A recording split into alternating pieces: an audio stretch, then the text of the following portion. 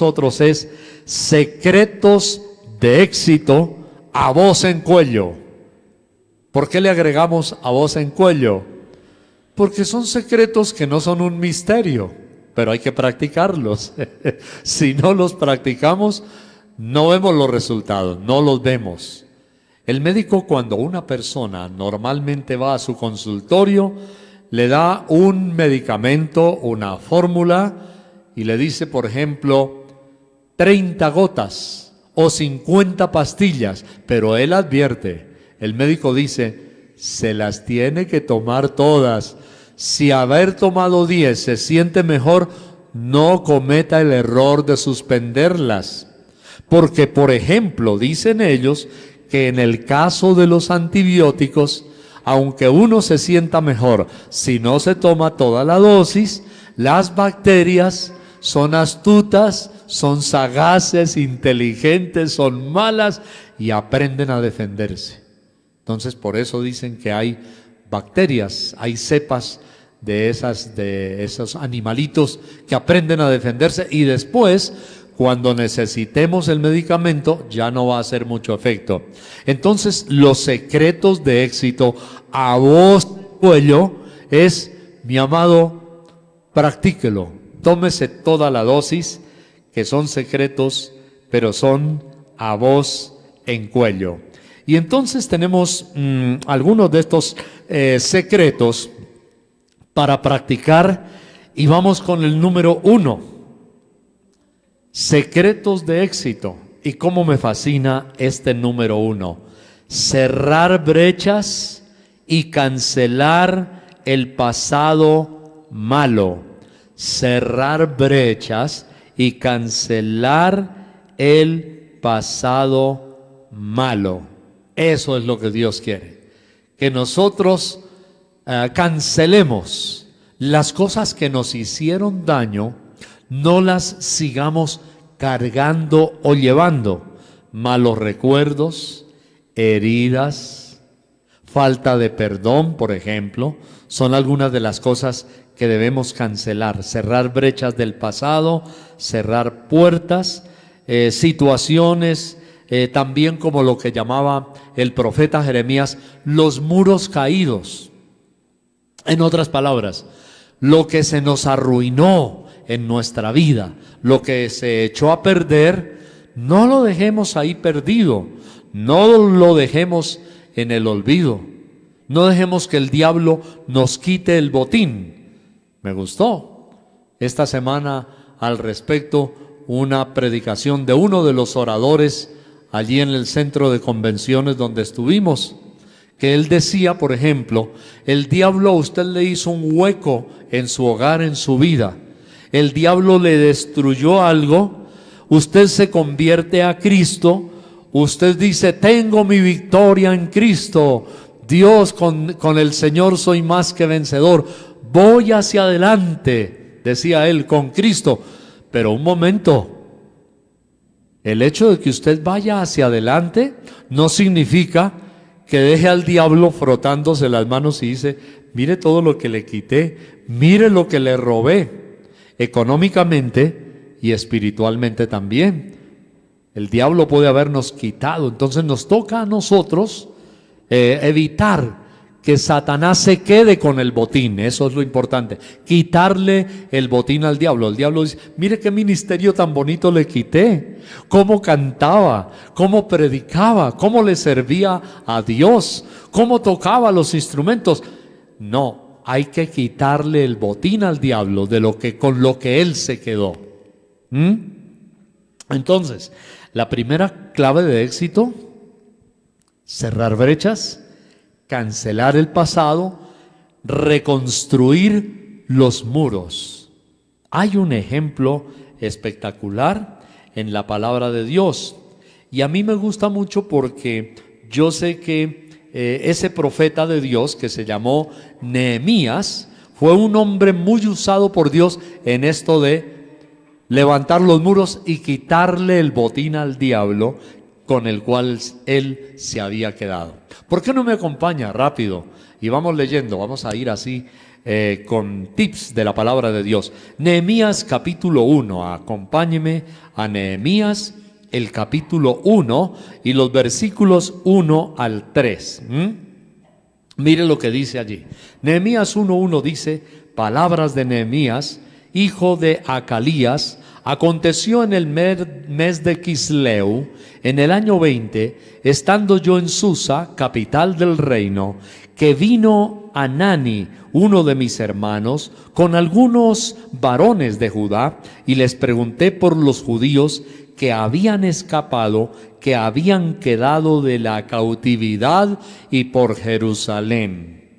Y me dijeron: el remanente, los que quedaron de la cautividad allí en la provincia, están en gran mal y afrenta, y el muro de Jerusalén derribado y sus puertas quemadas a fuego. Esta fue una de las cautividades y de las diásporas. Una diáspora es una dispersión del pueblo de Israel. Entonces hay una situación de afrenta, hay una situación terrible. Miren lo que les habían hecho: cautivos, en afrenta, o sea, en vergüenza, los habían matoneado. Además de eso, dice: el muro de Jerusalén derribado y sus puertas quemadas a fuego.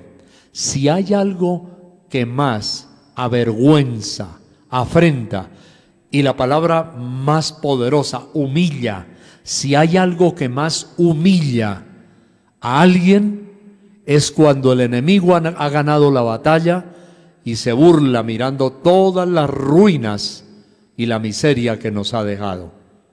Eso lo hemos visto en las guerras, lo hemos visto en los desplazados en muchas naciones, como en Colombia, gente que, por ejemplo, le mataron el hijito delante del papá y la mamá y los hermanitos o los padres, y luego los humillaron, les quemaron la finca y los hicieron salir humillados con el dolor en el alma de los funerales y todo lo que les quitaron.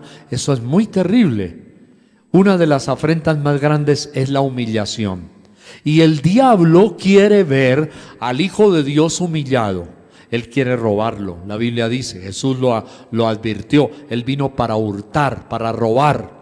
Él vino para matar y para destruir. Entonces, para nosotros llegar al clima del éxito, es importante, hermano, que usted se convirtió a Cristo, pero no deje al diablo con el botín. No lo deje alegrándose de la derrota suya, sea espiritualmente, porque le quitó un don, un ministerio o algo, sino que más bien usted se alegre en las bendiciones de lo que Dios le ha dado. Esta semana, cuando estuve en la convención de la cruzada de Luis Palau de Pastores, me gocé tanto. Elenita me vio llegar muy alegre y le dije: mire, hubo experiencias bellas. Por ejemplo, hubo una de un hombre moreno, parecía un gladiador, parecía un luchador, un boxeador altísimo, atlético a pesar ya de sus años, y me dijo: hermano Urbano, yo hasta la semana pasada, me dijo, todavía tengo bosquejos suyos. Y me dijo: usted habló de esto y esto y esto en tal lugar, y yo cargo todavía las hojas hace 25, 29 años.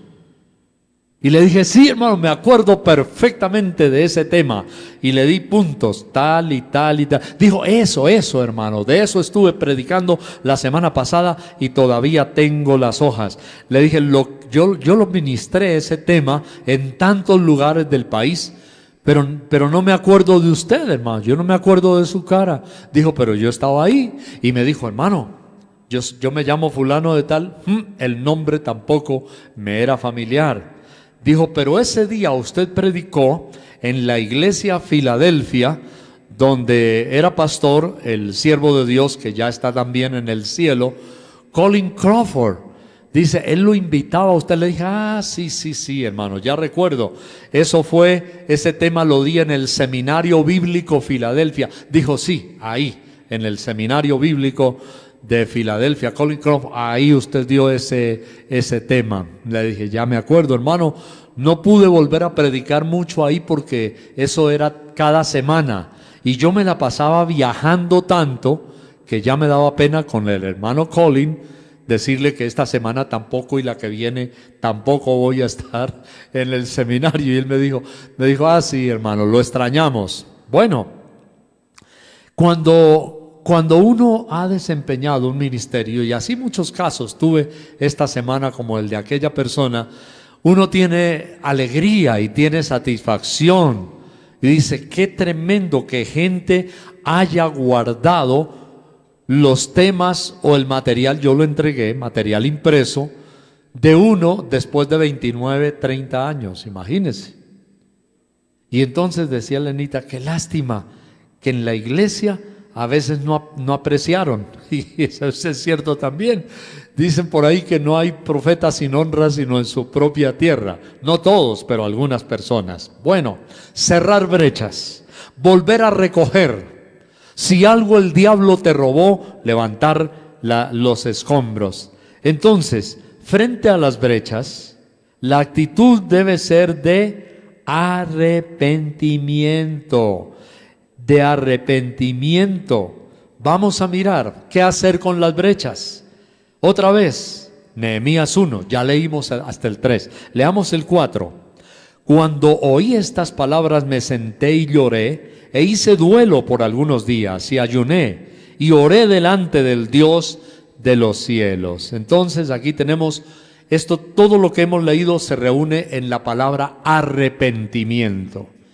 ¿Qué hizo el pobre Nehemías? Se sentó, lloró, hizo duelo, ayuné, oré, cosas que poco se ven en la iglesia de nuestro tiempo. Orar, ayunar, sentarse, llorar, hacer una evaluación. Versículo 5 de Nehemías 1. Y dije, te ruego, oh Dios, oh Jehová, Dios de los cielos, fuerte, grande y temible, que guarda el pacto y la misericordia a los que le aman y guardan sus mandamientos.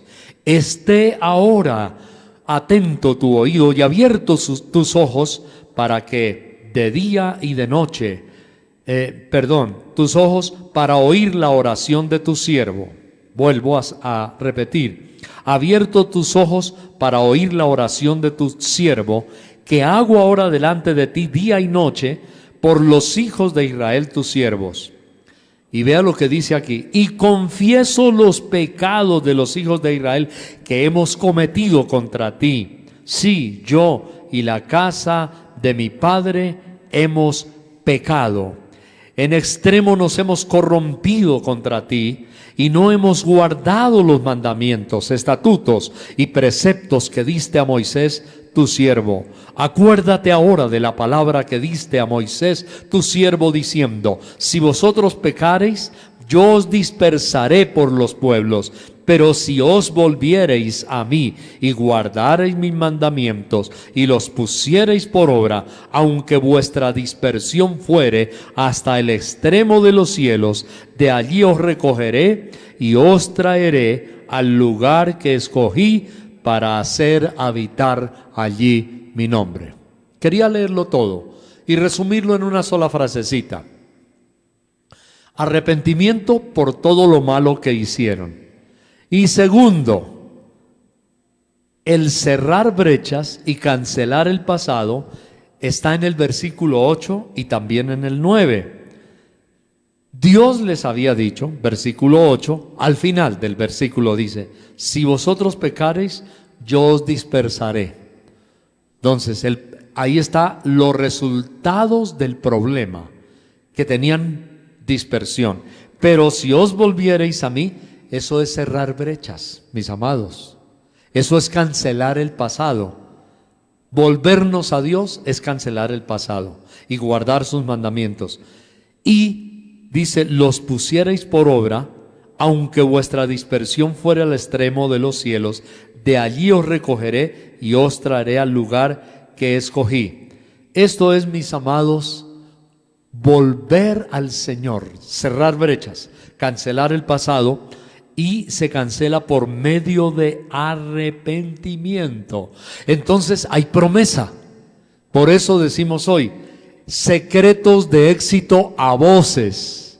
Un secreto de éxito, volvernos a Dios, cerrar brechas, y Él nos restaurará. Y dijo que los volvería aunque la dispersión hubiese sido hasta el extremo de la tierra. De hecho, hoy tenemos todavía diásporas, dispersiones de tribus, de núcleos del pueblo de Israel.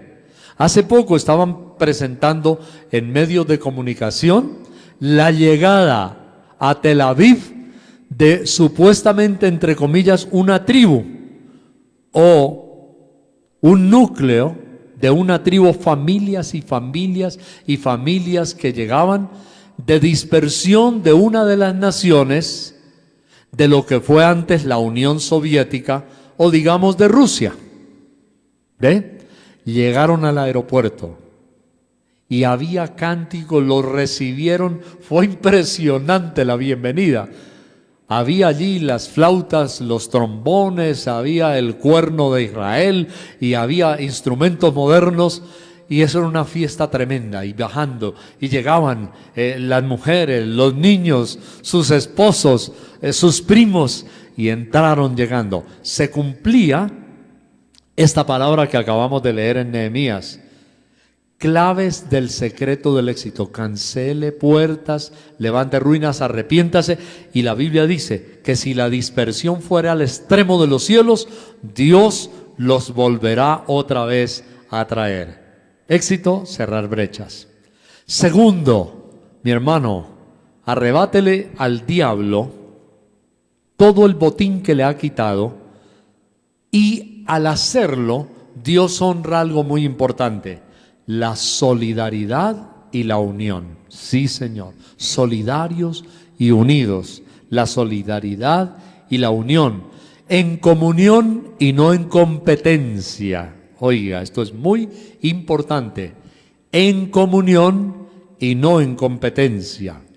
Escuché un orador, no era un predicador, era un conferencista motivacional a la familia, y lo escuché en Cafán La Floresta, aquí en la ciudad de Bogotá, en un auditorio, y él dijo precisamente eso. Me impactó tremendamente.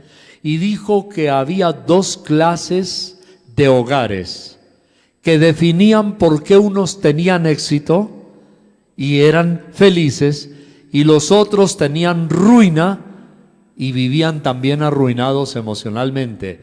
Este conferencista dijo eso y me sorprendió porque, como repito, no era predicador.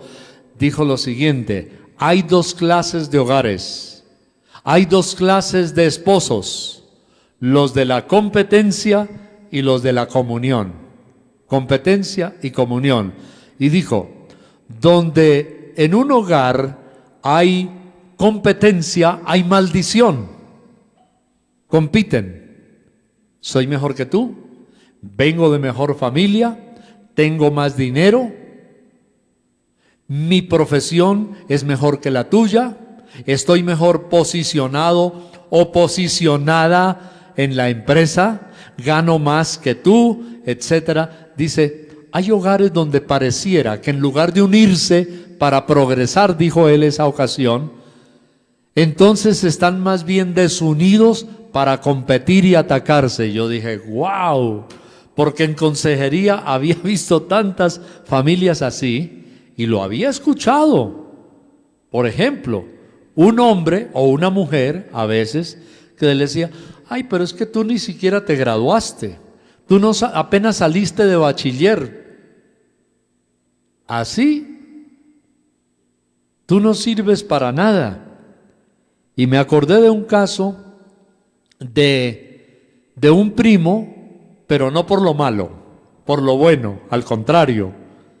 Él ya era profesional. Su esposita, en el hogar de ella no pudieron pagarle la universidad, pero ambos casados todavía estaban jóvenes. ¿Y sabe lo que hizo el esposo? jovencito también, le dijo: mi amor, no te preocupes, veo que tú siempre tuviste anhelo de graduarte en esa profesión, pues démosle gracias a Dios, le dijo él a ella, mi primo, le dijo que yo gano buena platica. Dijo: pues entra a estudiar si quieres en una universidad, en la nocturna, y yo te voy a pagar todos los semestres. Oiga, y así lo hizo él. Le pagó toda su carrera nocturna hasta que ella se graduó. Y después ambos sonrientes y celebrando. Y cuando yo pienso en hogares así, digo: qué lindo. Ese no es un hogar de competencia, donde, como sucede, él hubiera podido, como muchos maridos hacen: es que tú vienes de una familia pobretona, humillarla, echarle en cara su posición social, su falta de estudio, y lo hacen. Hay esposos que hacen eso y humillan a su esposa, y al revés también, a veces sucede también, mujeres lo humillan y entonces le causan dolor, y esos hogares son así, disfuncionales.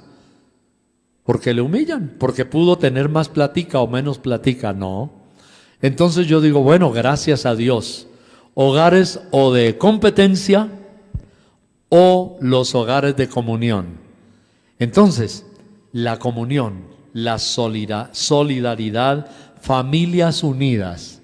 Y veo que Nehemías descubrió ese secreto y le ayudó a las familias para que tuvieran hogares de comunión y no de competencia. Muy importante. Bueno, entre los dos se hacen más cositas.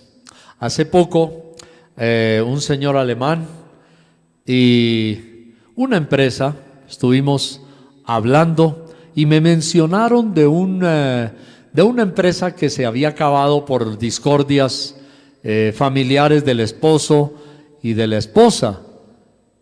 Y yo les dije: sí, yo los conozco, ya sé quiénes son.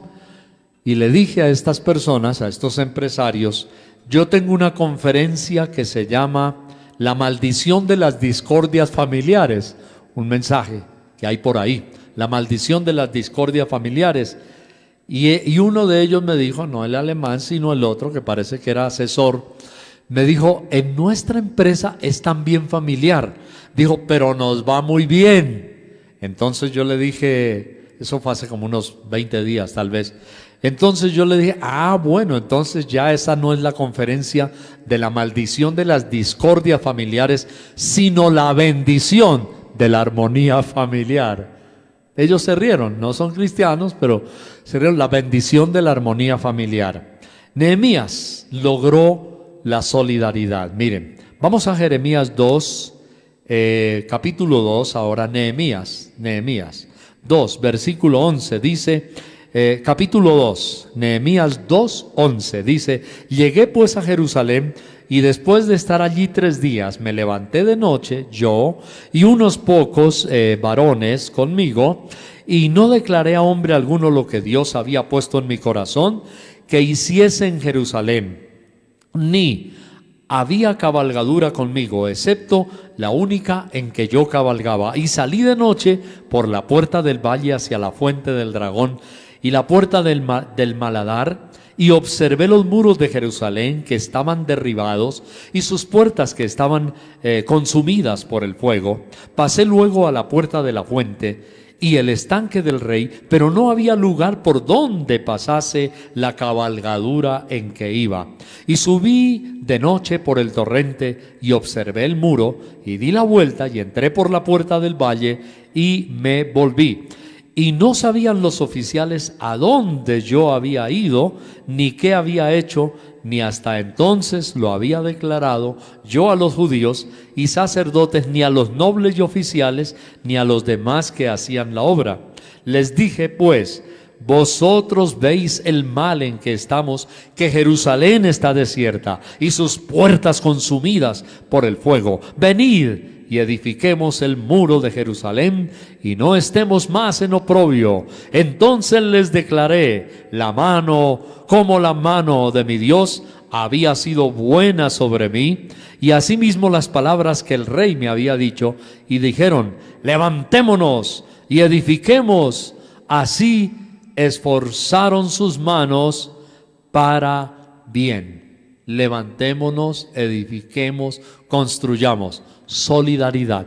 Pero hay algo interesante que uno ve en el libro de Nehemías, es que muchas de esas construcciones del muro lo hicieron por familias.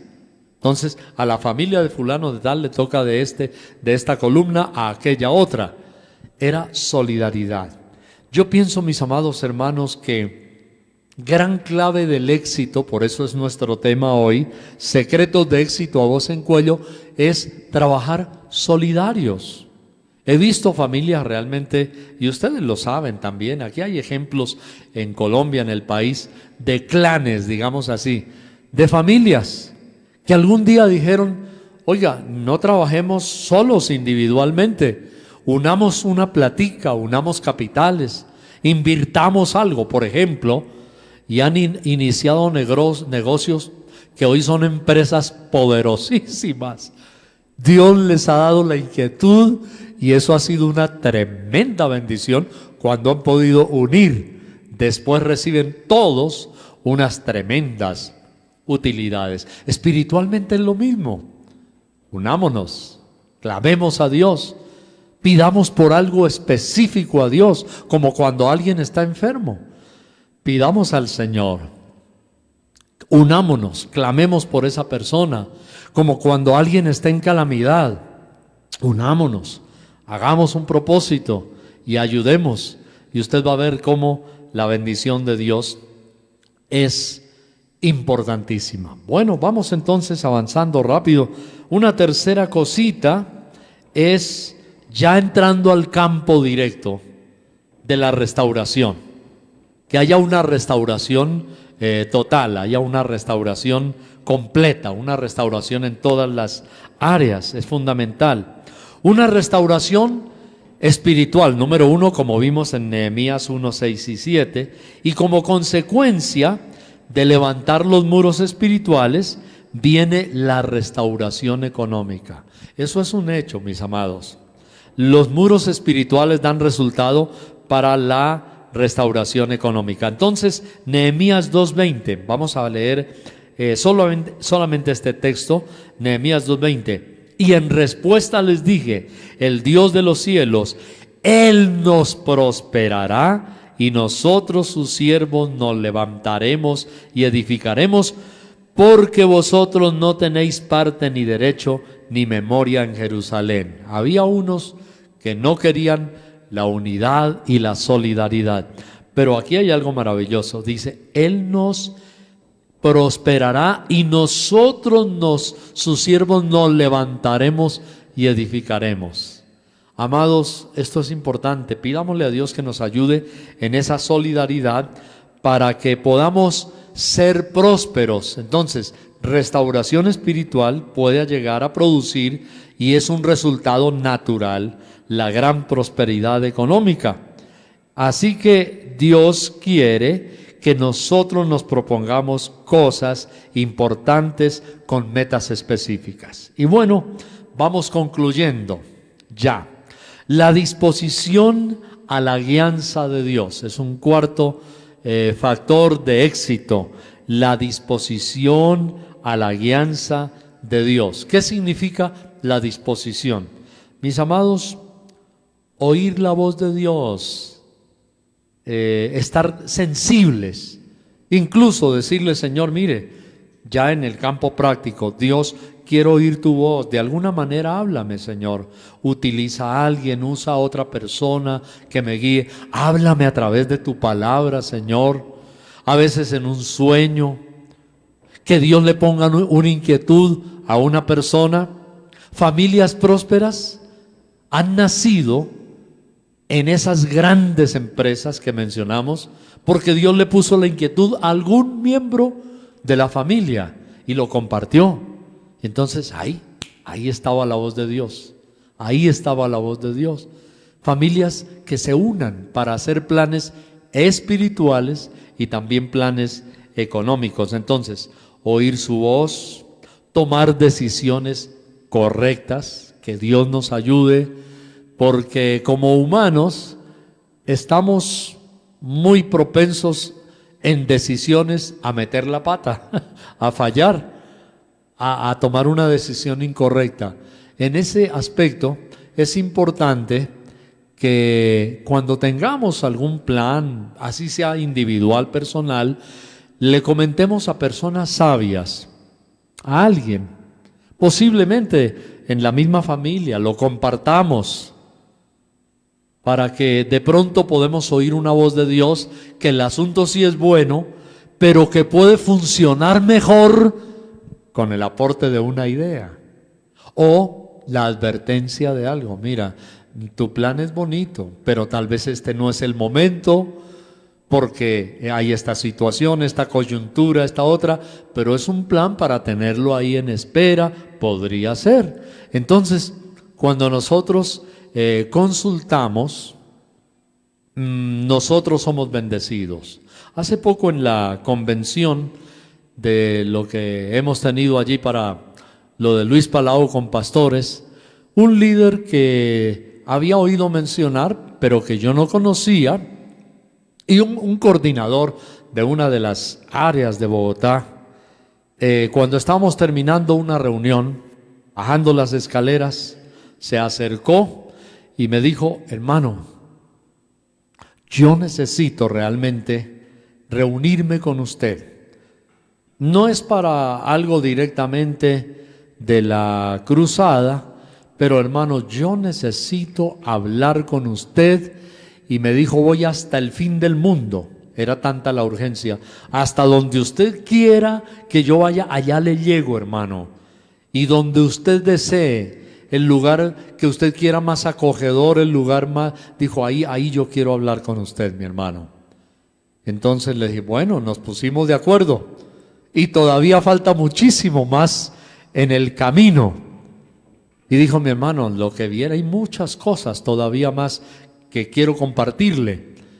Y ahí estamos en eso. Pero me fascinó la confianza. Le dije, hermano, a este siervo de Dios, gracias por la confianza que ha depositado en mí. Entonces me di cuenta que es una persona dispuesta a oír la guianza de Dios para tomar decisiones correctas. Voy concluyendo con el asunto de que si usted puede, le recomiendo, lea el capítulo 3 de Nehemías. Y si le parece muy bonito, interesante, es como, digamos que para su devocional, lea el capítulo 3 de Nehemías. Y si le gusta, siga leyendo con los demás capítulos. Pero todo el capítulo 3 de Nehemías es una disciplina organizada, reconstruyendo familia por familia, tramo por tramo, el muro. Buscaron la voluntad de Dios con quebranto. Y por ejemplo, ya encontramos algunas cosas interesantes después que nos dan un reflejo del capítulo 3, por qué tuvieron tanto éxito. La Biblia dice que lo que mencioné antes, se encargaban de tal lugar del muro al muro, y dice que fueron restaurando, y todo el capítulo 3 nos dice, y la familia tal, o el señor tal y su familia restauraron esto y restauraron esto, y pudieron hacer un trabajo poderosísimo cuando ellos trabajaron por núcleos familiares. Entonces, eso es muy importante. Buscaron a Dios con quebranto. Y ya adelante, en Nehemías 8:1, que me gustaría leer ese Nehemías 8:1, lo que nos dice la Biblia: y se juntó todo el pueblo como un solo hombre en la plaza que está delante de la puerta de las aguas, y dijeron a Esdras el escriba que trajese el libro de la ley de Moisés, la cual Jehová había dado a Israel. Entonces, mire, después de familias, todo el pueblo, como un solo hombre, se juntaron, nos dice la Biblia, frente a esta plaza. Ahora, la respuesta a esa unidad y a ese cariño está en el versículo 6, Nehemías 8:6. Dice: bendijo entonces Esdras a Dios grande, y todo el pueblo respondió. Tremendo. Bendijo entonces Esdras a Jehová Dios grande. Y todo el pueblo respondió: amén, amén, alzando sus manos, y se humillaron y adoraron a Dios inclinados a tierra. Quiero que tengamos énfasis en esto. Se humillaron, se postraron a tierra. El pueblo de la ley, que está en el versículo 1, lo habían olvidado. Entonces se inclinaron a tierra y adoraron al Dios en esa posición.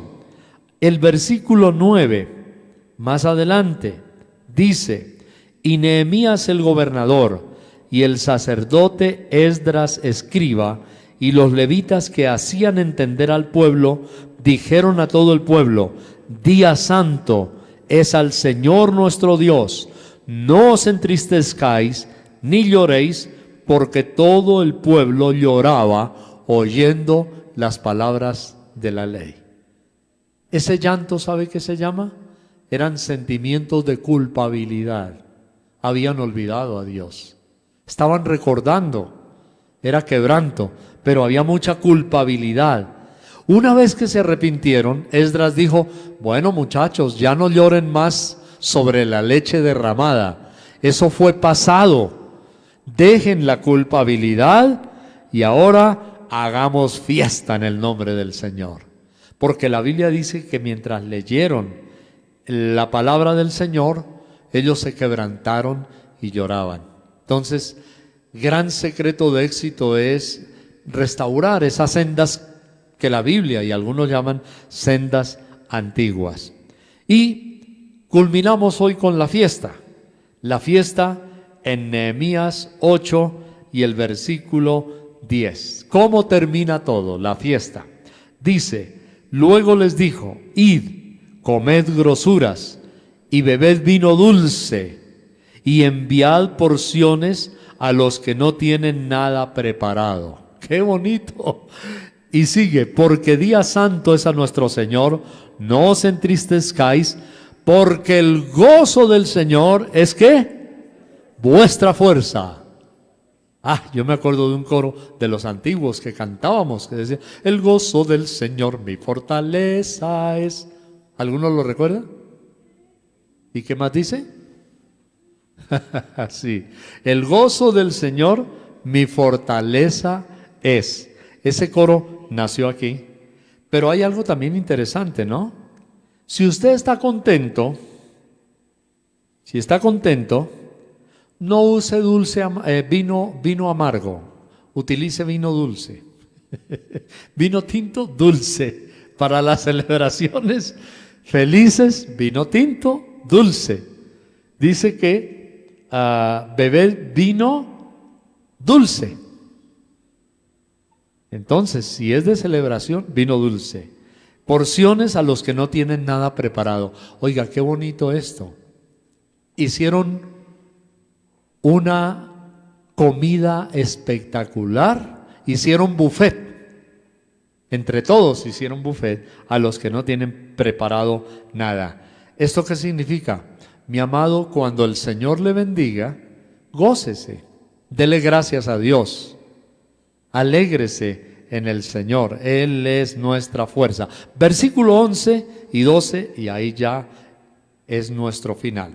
Los levitas pues hacían callar a todo el pueblo diciendo: callad, porque es día santo, y no os entristezcáis. En otras palabras, no lloren más, que se calle el llanto. Y todo el pueblo se fue a comer y a beber, y a obsequiar porciones, y a gozar de grande alegría, porque habían entendido las palabras que les habían enseñado. ¿No es cierto que cuando uno recibe un buen mensaje y lo entiende y Dios lo bendice, uno sale contento a almorzar? A mí me pasa así. Esta semana que estuvimos en aquella convención ministerial, cada vez que había una palabra dulce, suculenta, yo me gozaba. Qué lindo es uno también como pastor sentarse a oír y una palabra suculenta, y yo decía: Señor, me voy a celebrar con un buen almuerzo. Me voy a gozar porque entendí la palabra, porque recibí algo delicioso, caramelo, bendición. Entonces, mi amado, gócese y dele gracias a Dios. Este último pasaje aquí parece como una fiesta de acción de gracias. En las fiestas de acción de gracias compartimos, damos, ayudamos, y qué bueno. A mí me gusta mucho esa fiesta de acción de gracias con el espíritu de los hermanos en Estados Unidos y en general con no solamente los cristianos. Me gusta el espíritu aún de los no cristianos allí en la acción de gracias. Dan comidita, buscan cosas buenas, cosas a veces casi nuevas. Algunos regalan cosas nuevas al pobre, al necesitado, al que no tiene. Y ese espíritu me alegra también. Se ha metido en el comercio. Dan cosas casi gratis, con unos precios que apenas son representativos, porque tienen alegría que sus negocios están bien, que les ha ido bien, y la manera de celebrar es compartir con el que tiene necesidad.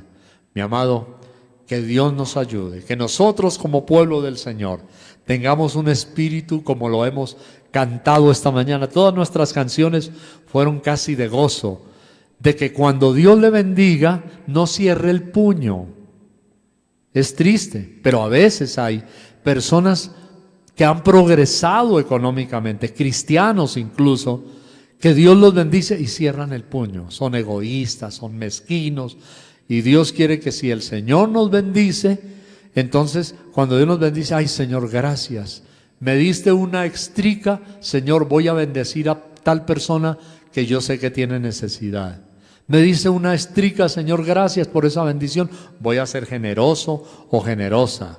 Me diste la estrica, Señor, bendecir la obra del Señor también. No cerrar el puño, sino abrir nuestro corazón con alegría y ministrar y bendecir la obra del Señor y bendecir también al que tiene necesidad. ¿Cuánto le dan un aplauso al Señor? Amén. Gloria a Dios, gloria al Señor. Vamos a orar, dele gracias a Dios en este día y dígale, Señor, yo quiero tener estas bendiciones. Yo quiero ser una persona exitosa espiritualmente y quiero ser una persona exitosa materialmente también. Amén. Padre, gracias te damos, Señor, en este día. Gracias, Señor, por tu palabra que nos muestra, Señor, el cariño, la comunión, el restaurar, Señor, las cosas que se habían perdido, el arrebatarle el botín al diablo, Señor.